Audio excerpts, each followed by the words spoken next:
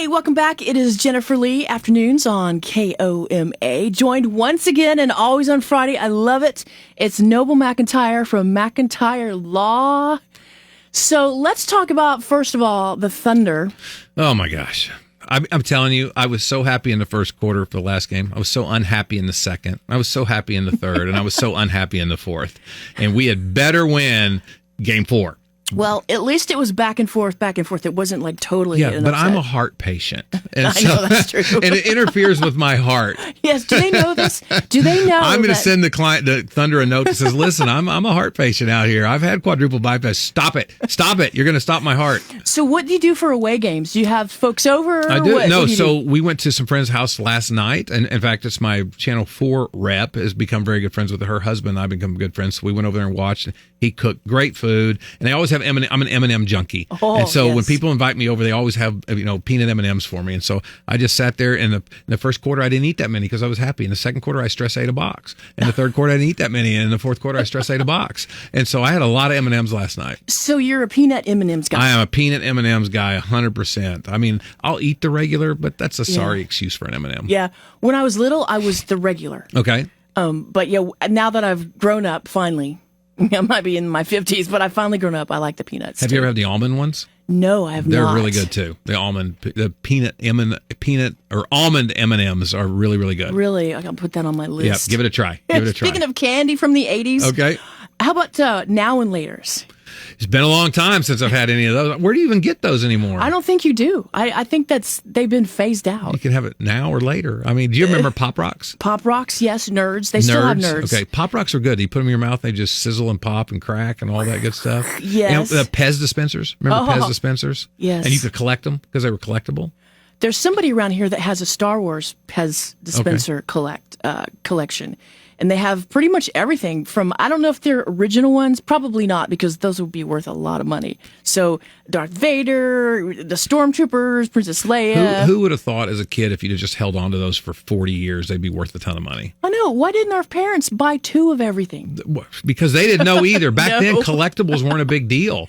And now, I guess, except for Beanie Babies, and those aren't worth anything. Yeah, probably not. You see them in the back of people's cars sometimes. Ford LTDs and stuff like that. Do they still make Ford LTDs? I think they do. Do you know anybody with a Ford LTD? Not at the present. Don't claim them as a friend. Okay. They smell like old people. Yeah. They smell like, was it Campho-Phenique? Yeah. And Bengay. And Bengay. Yes. Okay. I won't mention that. I don't think that I know anybody. Ford LTD. All right. So candies in the 80s. We talked about E.T., of course. The big story with E.T. was Reese's Pieces because M&M's turned him down. And that probably made him famous. Did you know it's not Reese's Pieces? It's Reese's Pieces. Reese's Pieces. Yeah, Reese's. It's not Reese's. It's Reese's. Reese's. People don't realize that, but it's Reese's, not Reese's. But I say Reese's too because that's what we've always heard. Reese's Pieces. But it's Reese's Pieces. You kind of sound more posh when you say Reese's. Yeah, I think so too. Like Target. Yeah, Target. We'll go with that then. All right. Back to the Thunder game. Yep. When you see people on courtside, that scares me to death. You don't want to get hit by the basketball? No, or a player coming full speed. Yes, be put in the hospital. So what happens, and not just basketball events, but baseball events, even soccer, if you get hurt at an event, who is responsible? Well, it comes down to how. Now, first of all, what people need to realize, and it's not always ironclad, on the back of your ticket and the fine print that you don't ever read, there's a waiver where you're waiving certain claims that you may have for certain injuries. And most people don't read that, but it is there. The other thing you need to realize that there's a theory of the law called assumption of the risk, where if you're going to go put yourself in a position, for instance, sitting on the front row, you assume the risk that somebody might do that because it's highly possible and it's probable a basketball may come flying your way, an athlete may come flying your way. And so if you're injured in that type of a setting, your odds of recovering, hitting by a foul ball, that could happen, is pretty low. Now, on the other hand, if you go and there's something that at the stadium is defective, you sit in a defective seat and it breaks and gives way, well, that's a different claim. Now you have a product defect claim or you have a premises liability claim that's different than the other type of claim just under negligence. And so you need to read the examples read your fine print, but assumption of the risk protects them most of the time unless there's something that's out of the ordinary or a product or something like that has failed. Well, and if you see hockey arenas, Right. they've got glass or they've got plexiglass all around because that puck can come over. And in the old days, they didn't have that. No. In the old days, you would go, if you look at old video of baseball games, first of all, people would go in suits and ties. They dress up. Yeah. There was no netting. You could be right behind home plate and a foul ball ricochet. You would get hit. And it did happen. It did happen a lot. And that's why we have the netting. And that's why we have the plexiglass, because we're protecting against a known risk of something that's happened multiple times. How about just stay home in the comforts of your home?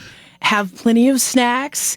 Get up and go to the restroom if you need to, and you're going to be fine. Life choice. I saw a meme the other day. It's life choices that in the last 10 years, there's been 700 people injured at the gym, but there's only been one person injured by eating a donut. It's all life choices. That's right.